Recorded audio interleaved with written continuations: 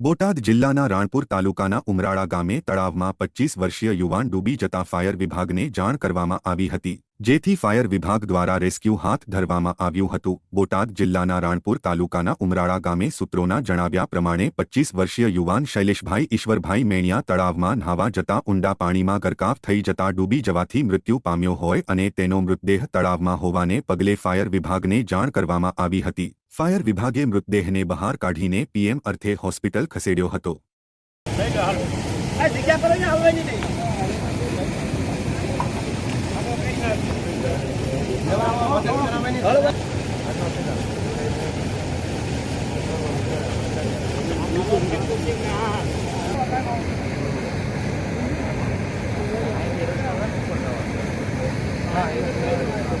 રસ્તો અહીંયા બધી હરકો છે।